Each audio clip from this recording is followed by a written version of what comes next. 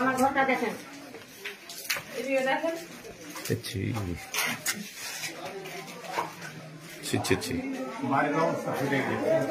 সব ফেটে গেছে। আমরা কোথায় থাকবো?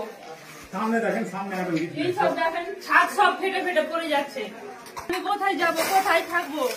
আমার স্বামীর ব্রেনের দোষ। আমার স্বামী কাজ কাম কিছু করতে পারে না। আমি জমি জায়গা বেচে সব টাকা পয়সা রেখেছিলাম, সব নিয়ে চলে গেছে। ডাক্তার দেখাই খাই, ছেলে পেলে নিয়ে আমি তো বিড়ি ম্যানেজ করতে পারবো না। আমার সব নিয়ে চলে গেছে। আমার গহনা ছিল, মেয়ের নেকলেস ছিল, আমার ছিল মালা ছিল, 2 জোড় কানের ছিল, সব নিয়ে চলে গেছে। টাকা পয়সা, আমার বস্তা ভর্তি চাল ছিল, কিচ্ছু নাই ঘরে। এক বস্তা পেঁয়াজ সব নিয়ে চলে গেছে। আমার স্বামী তো বেরোনের দোষ বলে কাজও কম করে আগে হয়নি। কিসের জন্য হচ্ছে? আমরা ছেলে মেয়ে নিয়ে কোথায় যাবো? বাচ্চা বাচ্চা ছেলে নিয়ে কোথায় থাকবো? এইসব পুড়িয়ে দিয়েছে। তো কি নিয়ে থাকবো? কে এইসব করেছে আমাদেরকে? আমার স্বামী উচ্চ নিচে কাউরের সঙ্গে কথা বলতে জানে না। আমার ঘরে এসে সব চিন্তাই করলো, পরে নিয়ে গিয়ে না আগুন দিল, চিন্তাই করে নিয়ে গেল। আগুনটা না দিত তখন আমি থাকতে পেতাম দুটো ছেলে মেলে নিয়ে।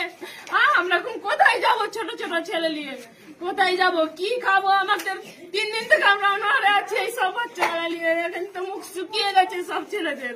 কোনো খাওয়া দাওয়া করেনি, কোনো খাবারের ব্যবস্থা নাই। আমরা কি করে থাকবো? কি নিয়ে বাঁচবো, কি নিয়ে থাকবো? আমার এত ক্ষতি হয়েছে, আমরা ক্ষতিপূরণ নিব। কিসের জন্য ওরা করলো? কারা এসেছিল?